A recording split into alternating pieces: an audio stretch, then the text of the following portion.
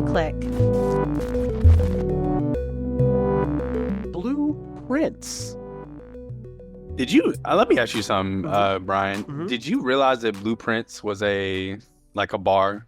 I almost Like- didn't find it at first because I was looking for Okay. blueprints Okay. because I Okay. knew Yeah. it was about like building houses or Building. whatever. Yeah. And it's like, all right, Yeah. but yeah, yeah, man. I literally didn't think about that. I saw somebody maybe on TikTok or something talk about it, and I was like, "Oh my gosh, Yeah. that is crazy." Yeah.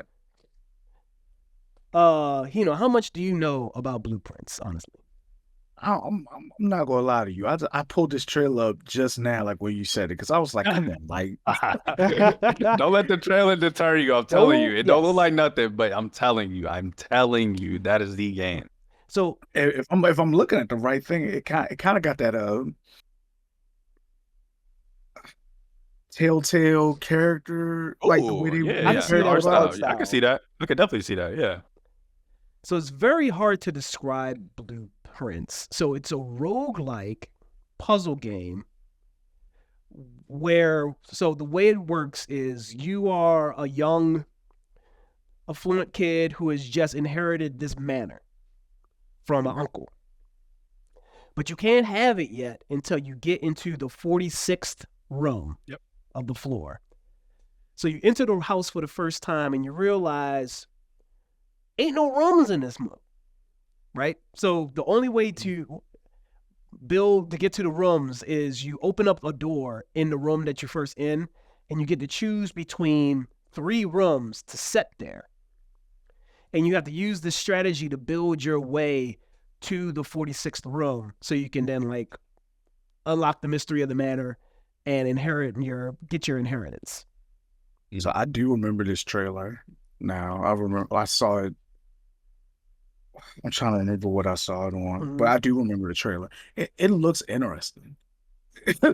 Yeah. Like this is going to be a tough discussion because I like this is a game maybe even more so than a narrative game like Expedition 33, which is crazy to say that I do not want to spoil for anybody. Like there's so many things in this game that I genuinely want you to like experience on your own for the first time. I think that's how strong even the narrative is in this game, but I think the difference is the narrative isn't like thrown in your face. Like every note you pick up, some of the scenic environments that you'll look around in some of these rooms, like all contribute to this story and you progressing through this game naturally. I also, same thing with this, but double. Like I will always have been able to at least tolerate a turn-based game. Puzzle games, I'm just not built for it, y'all. I typically stay away from puzzles in general. Can't do it. Like, this is not my kind of game.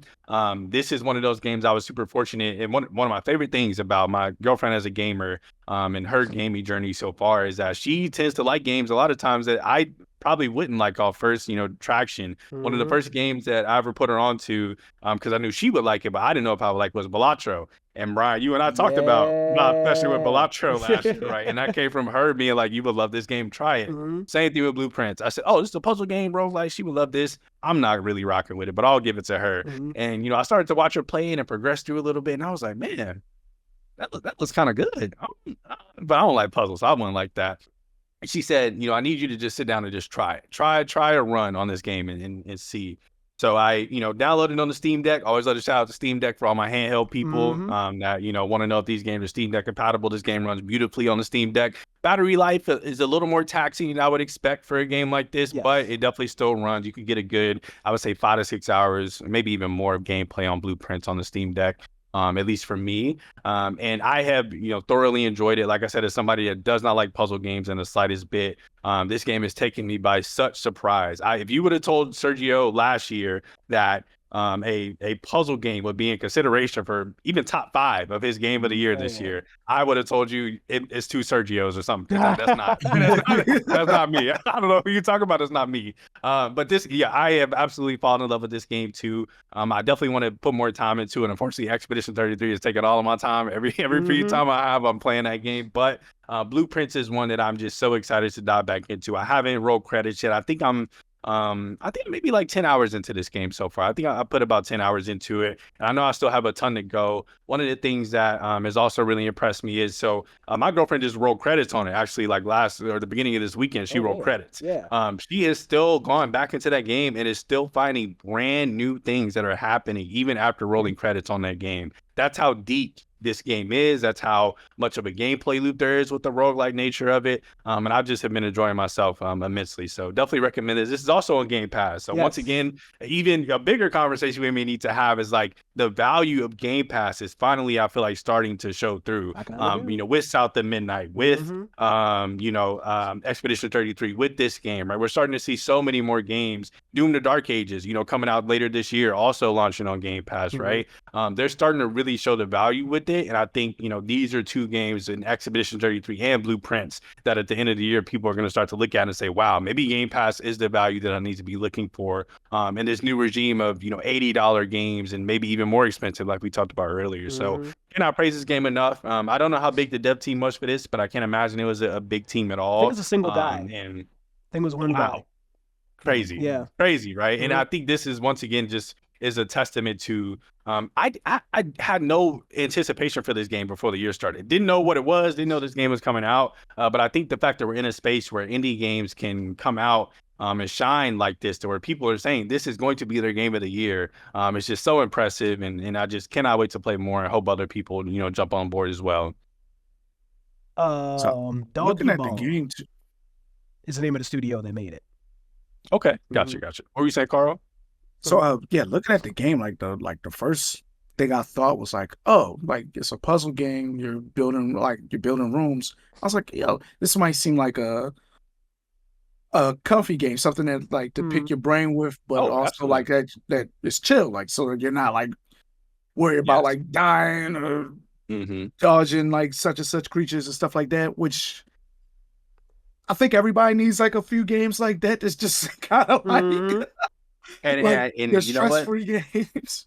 And I really do think that's partially why it captivated me, right? Especially like I, told you all, playing it so much on my Steam Deck, right? This became my relaxation game, right? When I don't want to parry or I don't want to get on a multiplayer game and yell at my teammates or whatever the case may be, right? Like this was, for me, I was just able to sit down and sure, don't get me wrong, there's going to be times where you're sitting there frustrated, but it's more of a frustration of like, what do I need to do to get through this puzzle, right? And instead of and I also think there's a beauty in the natural progression that this game gives you, right? Like I said, I'm not the puzzle person, but I still feel like I am actively progressing through this game, discovering new things on a regular basis, and eventually figuring out the puzzles that come along with it, right? And so I just think the way they crafted this game is just a masterclass. I think the only thing that, it's going to be a struggle for me when I think about this game and Expedition 33 because they are such different games, right? So how do I, leverage that based on my experience? But yeah, I 100% agree with you, Carl, that this is a game that people can genuinely sit back, right, and unwind with. And we don't get a lot of those, especially ones that we put in that game of the year conversation, right? So I think that speaks to how special this game is. To break down what the gameplay loop kind of looks like without spoiling anything, is you enter the house, and the way it works is you have a limited amount of steps each run. So let's say you have like 50 or 60. Every time you enter a new room, you've lost a step. Yep. So whenever you enter a door, you get randomly, because it's a roguelike, you get 3 types of rooms to choose to place where that door is. And different types of rooms give you different types of perks or whatever. So if you want to place a bedroom there, the bedroom might only come with 1 additional door, but every time you enter a bedroom, you get like 2 steps back or something like that. Or you can choose to put a pantry there, and the pantry may come with 3 extra doors, but you can also like use it as a shop to buy food to replenish some steps later. Right. So it depends on what type of player, what type of run you want to have. If you want to like prioritize having more doors so you have more chances to get to the ending, you can have that kind of run. But if you want to be the guy where like, I want to see all the different types of rooms I can see, you can have runs and just kind of like experiment and do that too. And both types of runs reward you because there's so many different types of rooms. Like I'm nowhere close to seeing all the different types of rooms. And same. To explain like how big this game is, like the weird thing about this game is you will see a puzzle and you won't know you have seen a puzzle until like 5 rooms later, and you'll be like, oh shit, I need to go back to that room. Because it was something like, there was a room and it was a clear puzzle in there. It was like 3 boxes and you had to figure out which box was the right box. I'm not going to go into depth with that. But also in that room was a note that said, like, I don't know, if you see a note with red on it, it's a lie. If you see a note with black on it, that means it's telling the truth. And I was like, this makes no sense in the context of this room I'm in. 5 rooms later, there's a cork board with a bunch of Post-it notes, and it had like red writing on it and black writing on it. I was like, oh snap, I need to go back and read that note again. Yeah. It's crazy how like the little like breadcrumbs that are everywhere if you decide to like dig that deep. Yeah, I think, you said it perfectly. I think this game is what you put into it, right? But I also want to emphasize that I think the beauty of it is, like I said, I haven't played Blueprints in a few days now, right?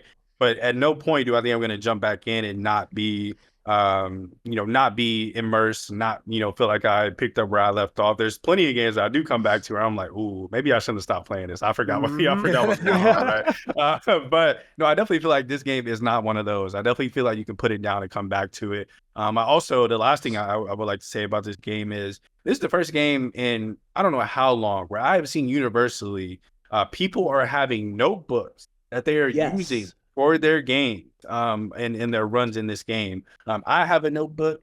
My girlfriend has a notebook for her run throughs, and we are literally comparing notes. So I'm playing on the Steam Deck, she's playing on our PS5, and we're looking like, oh yeah, I solved this. This room, you're looking for this puzzle. Like I found out how to do it here, and I just think that's such a beauty in that. Like I feel like we haven't had that much community that's been created through single player games in a long time, and so I really love seeing people just being this collaborative, right, and sharing notes and things like that. So kudos to this game, man. Indie games are up. We are in a very, very good time right now. Yeah, it's the indie game. I just talked about this on TikTok, like the indie industry and like the AA industry. Like that's where there's so many bangers there. There's so many bangers there. Y'all got to start paying attention to them. Like this, like the South of Midnights, the Bellatros. Like it's time now. Yes. Carl, when you gonna play Blueprints? You got your Game Pass sub. Yeah, you got Game Pass. You gotta go download it. I'm good. I got some time. I've been thinking about how to get it into the schedule of games that I'm playing. Well, you know what? I could just sacrifice sleep. Who needs sleep? You're playing Expedition 33, so I'll take that excuse for now. But once that game is over, it's time. It's time. Well, the thing about Blueprints is because it's a roguelike, it's run based, and a run, depending on like how well you do, a run can be like 10 minutes. Yeah, exactly. Like, you could be in and out very quick.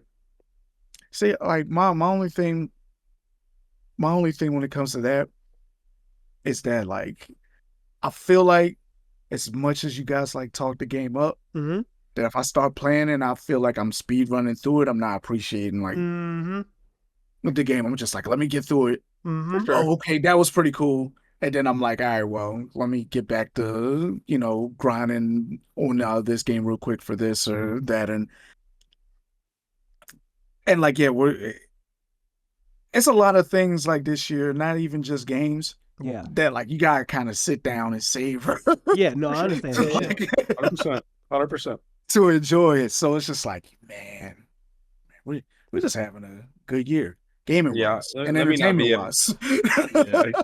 Let me not be a bad influence on you because I just talked about how every time a new game comes out, I'm like, oh, new toy, and forget what I was playing. So don't do that. Let me not get you to do that too. Blueprints is out now on Xbox Series X and S, PlayStation 5, and PC through Steam. It's also on Xbox Game Pass. And Steam Deck compatible. And it's Steam Deck compatible. I meant to say that about Claire Obscura, that it's Steam Deck compatible, and I was very shocked about that. Yes. No, don't get me wrong. You got to lower some settings. I definitely tried it just to see. But I was very impressed. Like you said, I did not expect that game to be able to run it all on the Steam Deck. So I was very impressed. You know what's not Steam Deck compatible? Questions at realgameclick.com. You can hit us up. Questions at realgameclick.com. You can ask us anything. You can drop your business opportunities. You can drop your sponsorships. You can ask me how my day was, how Hino's day was, how Sergio's day was. Anything you want. Questions at realgameclick.com. Hit us up. If you don't want to hit us up there, you can find us on all social media platforms. We're on Twitter. We're on Instagram. We're on TikTok. We're on Blue Sky. We're on Threads. We're on YouTube. We're on Twitch now. We're going to start streaming soon. I promise. At Real Game Click. You can find us there. If you're watching this and not listening to this, what are you doing? Play us in your car by finding us on your favorite podcast platform. We're on Apple Podcasts, Spotify, Google Podcasts, Stitcher, or anywhere else you like to listen to podcasts. Just search Game Click. We're the ones with the blue icon. If you're listening and not watching, find us on YouTube, youtube.com/@RealGameClick. Hit that sub button and hit that bell so you won't miss any of our podcast clips and any of our other IRL content.